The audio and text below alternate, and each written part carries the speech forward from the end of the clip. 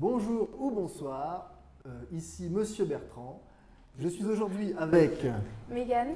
qui va nous parler de son parcours de la terminale jusqu'à la première année de Médecine. Très bien. Alors c'est parti. Première question, Mégane. Comment s'est passée la classe de première? Première, moyenne, ça se passait bien, les élèves étaient sympathiques, enfin, je sais pas trop quoi dire, ça se passait bien quoi. J'étais une élève moyenne avec 11 de moyenne à peu près et je travaillais pas plus que ça. D'accord, très bien. Et maintenant nous allons parler de la classe de terminale. C'était la pire année de ma vie, franchement j'ai pas du tout aimé.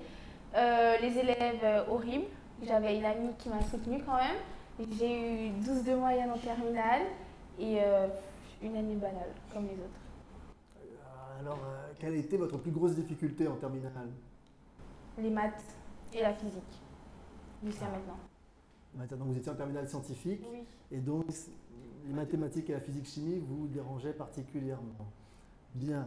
Alors, qu'est-ce que vous avez fait pour arranger les choses? J'ai pris des cours de maths et de physique à la fin à Sciences Po. Et est-ce que ça vous a aidé un peu? Oui, ça m'a aidé à prendre confiance en moi, à me dire que je pouvais le faire et y arriver et à avoir les bases en mathématiques, en physique que j'avais pu perdre en ne travaillant pas chez moi. D'accord, très bien.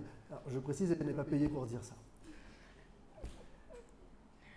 Alors, au bac, comment ça s'est passé?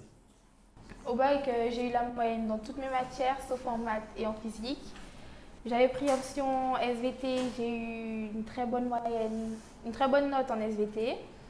Et j'ai pas eu de mention, mais j'ai eu 11 et quelques. Alors, juste une question. Pendant l'année, votre moyenne en maths était de combien?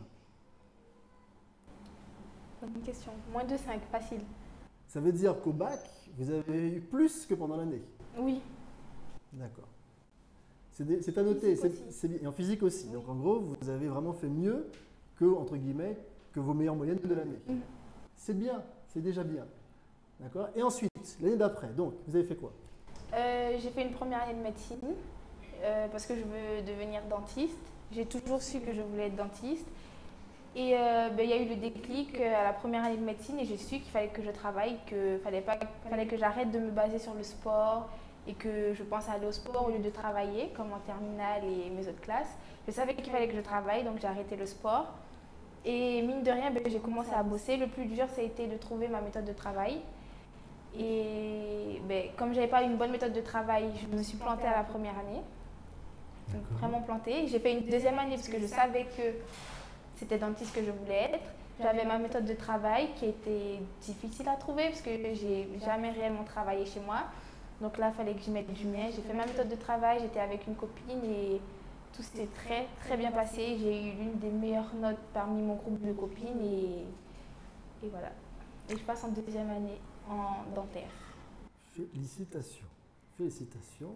Alors, nous sommes fiers de vous, hein, je le dis au passage.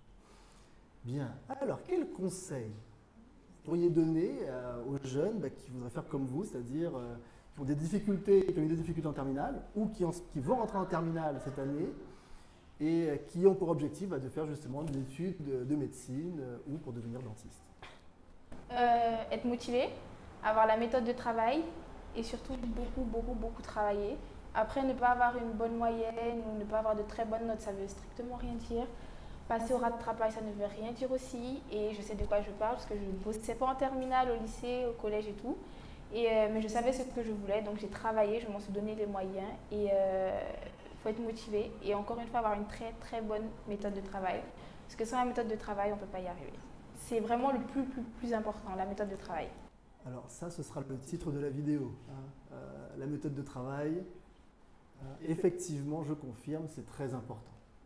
Bien. Alors, merci beaucoup, Mégane. Et on va peut-être faire une autre vidéo une autre fois. Ce sera la fin, on va dire, de la première partie de la vidéo. Ce sera une surprise pour la suite. À bientôt.